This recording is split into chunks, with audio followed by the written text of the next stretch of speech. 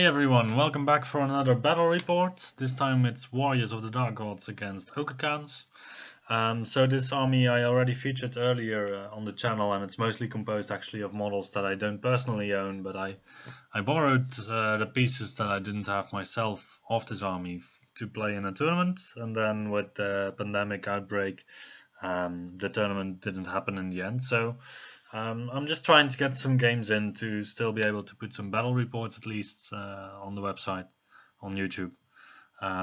Also for you to enjoy, obviously. So it's a list that focuses mainly about around 4 single models. That's the Sorcerer on the Dragon, 2 Barbarian Chiefs on Wasteland Behemoths, and a Feldrak Elder. And then it's backed up by a big block of Feldraks, a big block of Warriors, and a sturdy block of Warrior Knights. So it's a it's a very simple army on paper and also on the battlefield.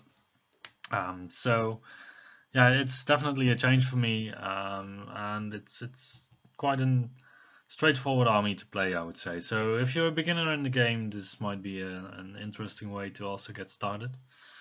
This time we're facing off against some Ogre Khans. So a friend of mine, he usually plays Infernal Dwarfs, but he also recently got an Ogre Khan army, and this is nearly the model set that he has. He's gonna have still a model suitable for Stonehorn or Frost Mammoth, but it's just a balanced kind of ogre army. So he's still trying to find his way with the army, and well, if you have any comments or any upgrades that he can make on his army, then you can leave them below in the comments. So for spell selection, well, I only have a Wizard Adept, so I took Word of Iron and Glory of Gold, and I still have the Rod of Battle on my Barbarian Chief. My opponent, he has Shamanism, he took Awaken the Beast. He didn't take Totemic Summon because against my army it's not going to be that effective, so he got instead Savage Fury and Break the Spirit, and he got this Hereditary. So here you can see some pictures of the armies. So first the Warriors of the Dark Gods, it's mostly the models that I've been borrowing.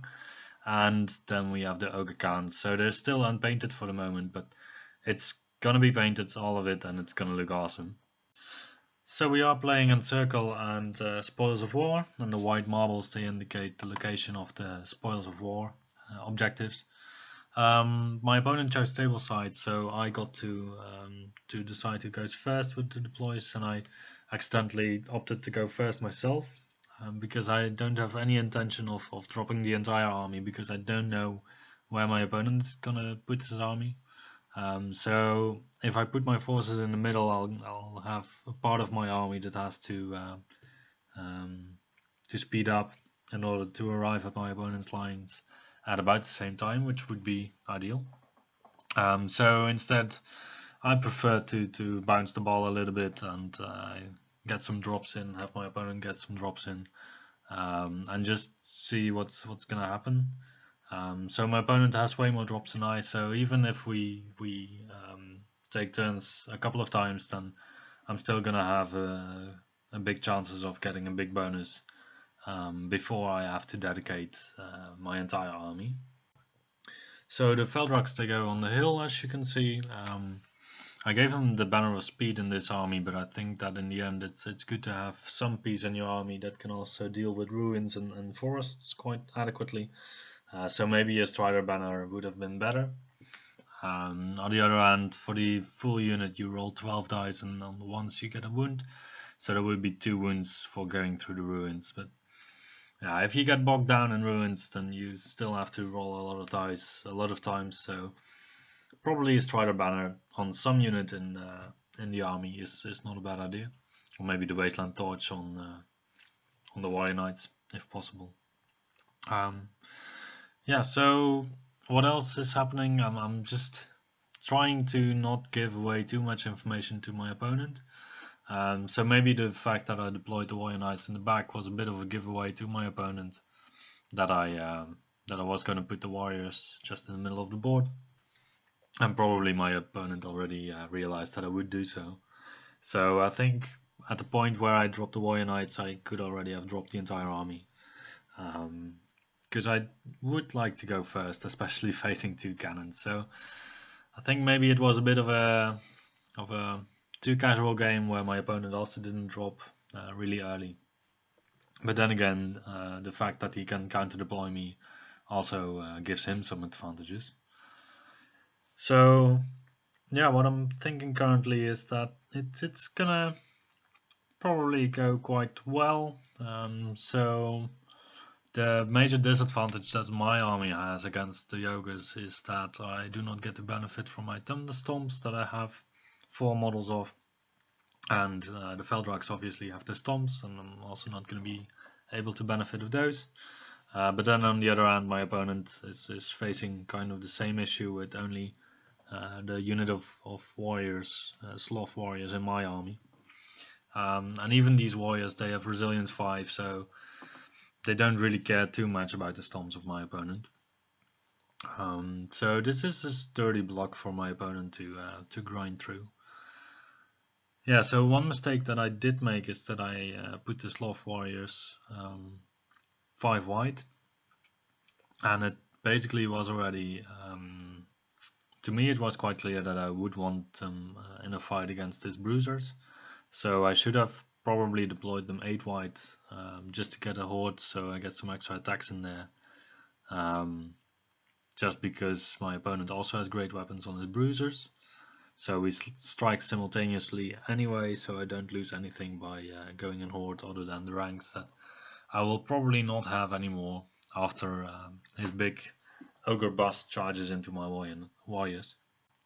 As you can see, this is my turn 1 already, so I try to move up as aggressively as I can. I don't have any ranged output in magic or in shooting, so I really have to go towards my opponent, also considering the fact that he has 2 cannons on the field that are quite good counters against the monsters that I'm fielding. So on the left flank, I'm trying to be a little bit cautious still with the Veldraks, because I would rather not have a charge from the Tusker cavalry onto them. And the setup that I have now allows me to have the Barbarian Chief threatening his cavalry, and then also the Veldraks. If he comes closer, then I'll be able to charge him. So in my magic phase, I can put the extra armor onto my Barbarian Chief all the way on the left to make sure that if the Tusker Cav go in, they won't do enough wounds to do much harm to me, whilst I still have the counter of being able to charge him away. Also, the only chaff that my opponent has are these Warhounds, and they only have discipline 5, and I have quite a lot of terror causes, so I can just charge away any chaffing that he's doing with these. And then hopefully either redirect or just use a terror causer to just charge away a piece, and then not having to make a roll for the redirect. So yeah, I do get the extra armor on the chief on the left, and then it's over to my opponent's turn.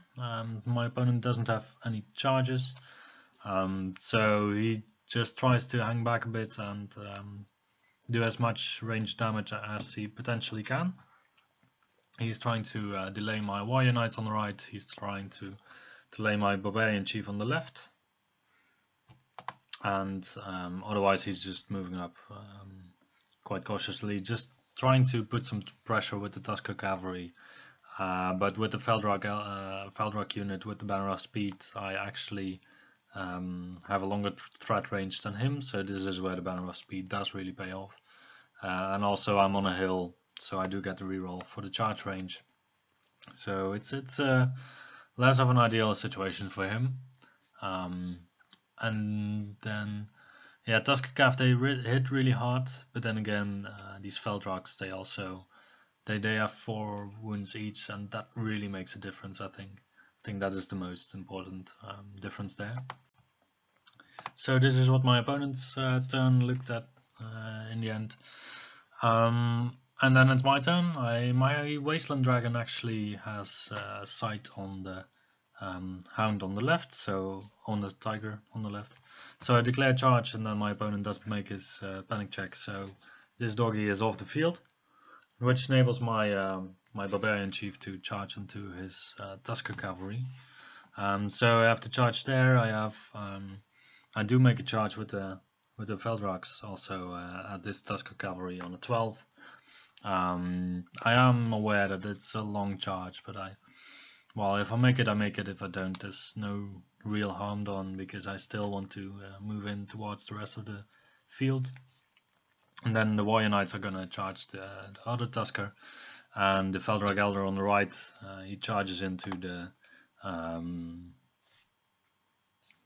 Bombardiers on the right, just to get a panic check being done there, and also advance a little, because either I just advance to full 16 or I don't and I have a charge, and if I have a failed charge, I'm going to be within decent charge range the next turn anyway. So otherwise the warriors, they reform and go forward a little bit. I don't have the intention of charging with them next turn, because I don't really want to go through the ruins, even though dangerous terrain only fails on 1. So if I do get a charge with them next turn on something like the Tusker Cav, I'm quite okay, but I'm also quite okay with my opponent charging into my warriors. Of course, he's gonna have a lot of impact hits, so that might still be something that I should actually not want. So it's D3 plus 2 impact hits for both of the characters. They each have that at strength 5, which does actually hurt quite a bit. And then there's the 3 impact hits, I think, for the model in the middle. I am gonna do a challenge with my champion, so a couple of these impact hits will drop out, but still at least 6 impact hits of the characters will be 3 wounds. I'm probably not gonna save any, so I think maybe after all I should have put my opponent at 10 inches and just try to charge next turn.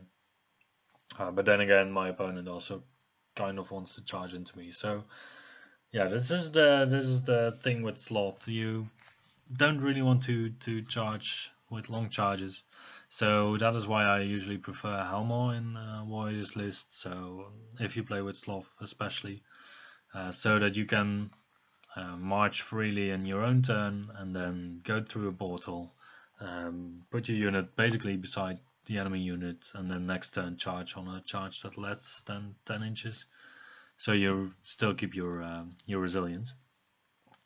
Yeah, so then we go to the combat. So my barbarian chief with the shield breaker actually fluffs, and Wasteland Behemoth also fluffs a bit. So I only do 1 wound on his Tusker unit, and his Tusker unit does 1 wound back. I have to reform and put his unit in my flank to make sure that his other Tusker cavalry unit does not see my model. So it's only his cannon that can see me. He decides to countercharge with his cannon. He also decides to charge into the warriors with his big block of ogres, and otherwise nothing really happens. Well, he did charge with the Tusker cavalry at my Veldraks, or at my barbarian chief, sorry. The barbarian chief is a barbarian, so he's able to flee away from this charge. And I tried to. The way I set it up was also with the intention of being able to draw out my opponent's Tusker cavalry. I mean, the barbarian chief, he can rally and he can come back later to fight another day. My opponent tries to redirect but doesn't make the redirect roll. So I'm very grateful for that, because this basically allows me to charge in with my Veldraks onto his Tusker cavalry. But we will see what's going to happen in the middle. So I got the Rod of Battle on my unit, and he has Savage Fury on his unit, so he's going to have Battle Focus on his attacks. I have my champion who issues the challenge, and the challenge is being accepted by his champion, and then we start to roll it out, and in the end there's a lot of blood being spilled there. So through all the impact hits and attacks and more attacks from everyone in the unit, and also the stomps and everything, in the end my opponent manages to kill 15 of my warriors. So that is quite substantial, since I have resilience of 5 and normally a 4+ armor save. That I actually don't get to use anymore against this great weapons. But then again, I hit back. I hit on a 2+ because of the Rod of Battle. I wounded a 2+ because of my great weapons, and I have 19 attacks, so I also do 15 wounds in the end or so. So it's truly a slaughterhouse, and a lot of ogres die, a lot of warriors die. In the end, I believe we're even equal on the wounds. So he has a charge, he has a banner, he has BSB, and he has 1 rank. I only have a banner left, so I do still have my champion left, who gives the unit discipline 9. I have to roll a discipline test on a 6, and I actually make the test, even without having to use the reroll. So I'm very grateful for that. And I think in terms of dice, it went up quite evenly. So yeah, that was definitely a lucky moment for me that I made that break test. But this is usually what happens with warriors. Either you make the break test or you don't. And if you make it, then it's all really good. And if you don't, then it's gonna be really, really bad. Anyway, we continue with the other combats. So my Wasteland Beam of Barbarian Chief with Shieldbreaker and the Tusker Cavalry and the Thunder Cannon are dishing it out against each other. Yeah, basically it's just a grind that we go through, and stat-wise I should be able to grind his pieces out. But on the other hand, my opponent also still has this Tusker Cavalry with a lot of attacks, and he just needs 6s, and he just needs to grind me down. And in the end, yeah, it's these models that have a high resistance, they are quite prone to luck. So if your opponent rolls a lot of 6s, you're screwed really quickly, and if he doesn't, then you're gonna live forever. But for us, so far we just keep grinding. So in my turn, I do have some very nice charges. So I have a charge of my Feldrox into the flank of his Ogre Boss. The Warrior Knights can go into the other flank. The Feldrock Elder, he has Break the Spirit on him, but I still decide to charge into my opponent's Wizard Bunker, because if I get in there, then I might be able to get his magic out of the game. So I try to make that charge, but I fail the charge, so I only have to roll dangerous terrain test once, and not also for the hill, for the wall. And otherwise, my Wizard on Dragon tries to help out my Barbarian Chief by charging into the cannon, but doesn't make it. So yeah, we only make a sandwich out of his big block, or less big block by now, of ogres. And my Barbarian Chief, he rallies on a discipline 9, so that's quite good. Yeah, the discipline 9 on these Barbarian Chiefs is quite alright, actually. I would have expected them to have discipline 8, but they have discipline 9. That's really good. Yeah, so then magic-wise, unfortunately now my Barbarian Chief is out of range of everything except of my Wizard. I do face the issue now that I have like 10 magic dice, so I don't really want to cast on 5 dice with a Wizard on a Dragon, so I just put +1 to hit on my Dragon. I tried to get a reroll to wound on my Barbarian Chief with Shieldbreaker, because I think that's a really good thing for him to have. And I tried to get extra armor onto my Feldrax, I think, but I don't manage to cast that one. But yeah, Shieldbreaker on this Barbarian Chief, I found it to be really nice. The only downside is that these Barbarian Chiefs only have 3 attacks of themselves, so with paired weapons you only go to 4 attacks. I would have loved the 5th attack on this model.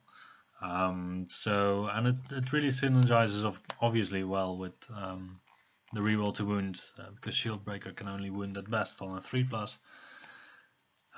But then again, you're on a Wasteland Behemoth, so anything with Resilience 3 or lower is gonna be infantry mostly anyway, and then you have your Thunderstorm.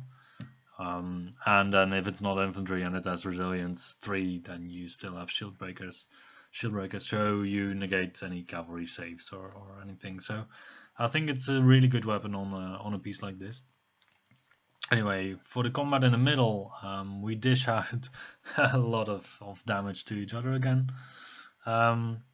you would expect that like close to like 1500 points of Warriors of the Dark Gods would be able to remove 4 ogres from the field, and in this case it just isn't. So my opponent has 1 ogre left with 1 wound remaining, and his 2 characters, because I just thought that I should go full on the ogre unit and then hopefully break my opponent through static combat rest. Because I do have a charge in the flank, I have 3 banners, and I have more combat rest than he will ever get. So in the end I do manage to auto-break him, but it's only on the last thought that I do manage to do so. And I do get to overrun, or well, to pursue him basically. So I make him flee away from the warriors, and then the Feldrogs, they pivot on the spot and they get a charge into the Tusker cavalry like that. Yeah, so this is basically the point where the big Death Star of the ogres is gone, and the leadership is gone, and the BSB is gone. He still does have his magic, so that is an upside for him. But it's looking good for me, and it's not really looking that good for the ogres. So then we go to my opponent's turn again. My opponent decides to charge my warrior knights in the flank, and there's nothing I can do against that. So yeah, I'm just going to pray that these warrior knights, they do have pride, so they do roll a break test on a minimized roll. If I do have some decent rolls for my armor saves, I might still just get like 1 or maybe 2 wounds. I have 2 attacks back that hit on a 3+ wound on a 2+, so I will probably do 1, maybe even 2 wounds if I'm really lucky. So then he would have a charge in the flank with a rank and a banner. It's -4, so I'm looking at a discipline test at a discipline of 4. It is minimized, it is rerollable. It is possible that I might make that. So yeah, but you're talking about luck on luck on luck. So however, if I do make it, I do have a counter charge of my Feldrog Elder in the rear of his unit, which is going to be quite good for me. Otherwise, my warrior knight is just, or the remainder of my warrior knights is just gonna flee through ruins through his units, and then yeah, end up at the other end of the board. Practically by this time, I think the battle is already kind of over. So my opponents did still manage to kill 3 of my warrior knights in the end, but the last one he fled all the way through his units and then through the ruins to still survive. My shieldbreaker guy is slowly chipping away at the Tusker cavalry, grinding them out. My dragon ogres are removing a unit of Tusker cavalry. So my opponent basically only has his Iron Fist guys with a wizard in there. And the wizard is kind of tooled for combat also a bit, but against these warriors of the Dark Gods, it's really no match, to be honest. So then we go into my turn. I don't want to spend my turn of the Feldrogs chasing after some fleeing units, so I can use my Wasteland Beam off to charge, and then hopefully use a redirect and counter charge into his cannon, and I actually managed to do so. So I freed up my my Feldrogs to just do a reform and get ready for some tribesmen. So they reform, they pivot on the spot, and they go forward a bit. And then the rest of the army basically just condenses onto my opponent's lines to just give him no place to hide anymore. So the only thing that I did wrong here is that the Wasteland Dragon is looking a bit too much inwards to the board, so that my opponent's Bombardiers still have a way out of the situation where they are. So I deployed my Feldrogs 5 wide here. It's not necessarily needed other than to create some space for the Wasteland Dragon to go behind them. But I was figuring that with the impact hits and the attacks of my opponent, I would lose probably a Feldrog anyway, because I only had 1 wound left on the 5th Feldrog, and 4 wide I can get the maximum attacks anyway. So my opponent does clear out the remainder of the warrior units, so that's a bit of a shame, obviously. He goes into the Feldroks, and these Feldroks have been buffed with a +2 on their armor. So this is actually a really resilient block now. They have defensive 5, they have resilience 5, and they end up with a 1+ armor save. My opponent has AP 1, so I'm left with a 2+ armor save on resilience 5 models, and he's gonna get 17 strength 5 attacks coming back at him with offensive 5 with ignore parry. So that is really sturdy. It's really impressive how much you can achieve with these Feldroks once you've buffed them up a bit. So in that perspective, I would say that probably alchemy is the best lore for this army, but then again, the range on the glory of gold on the attribute actually of alchemy is a bit short, with only 18 inches, so your wasteland dragon has to be within 18 inches of the target at which you want to have credit for your flaming attacks. So that's a bit of an issue that I've found so far, and I don't think that Hellfire is a good alternative, or that any of the other alchemy spells are a good alternative. So magic wise, I'm not really sold yet. You could put Phil Walker on the Wizard Adept for some extra range. I don't think it's worth it. Well, anyway, in the characters it doesn't really fit anymore, I think. So, but it's a thought for another day to think about how to make this magic phase a bit more efficient. But anyway, if you want to play this army, I think there's better builds around there than this specific build. But just, I mean, you can have a wizard on a dragon who's your general, and you don't even care about it. So that's kind of cool about this army, right? So my opponent, he does charge in on the overrun with his ogres into my Feldroks, and he does get a spell off. Yeah, he gets Savage Fury off again, because I don't really want to give him anything else. And then he does still something like 5 wounds. So I was quite impressed by that, because, well, I still save my wounds on a 2+, so he should have done like something like 30 wounds in order to get that result, and I'm pretty sure that he didn't even have 30 attacks. So he was a bit lucky there, but yeah, in the end it's still resilience 5, 1+ armor save, so don't sweat, right? So in one of the final turns, my Feldroks, they get to charge into my opponent's bombardiers. My last remaining warrior knight that rallied last turn, he gets to go on to the objective. And the only thing that my opponent still has on the field are the bombardiers, and this is where we call it a game. So in the end, I still have like more than 2.5k on the table. So it's going to be a difference that will result in a 17-3, and then scenario-wise it will turn into a 20-0. So this was a good demonstration of how this army should be performing on the table, but it's no means a guarantee that it will. I think it's a nice army. I think it might also be quite enjoyable to play against as an opponent. But I also think that there's armies that have no answer at all to this, but also armies that have very easy answers to this all. So yeah, I think it's an interesting one. It's definitely a fun one to at least play once. So maybe I inspired some people here today. If you have any comments or any critique, just let me know about the list, about the videos, and I'll see you the next time.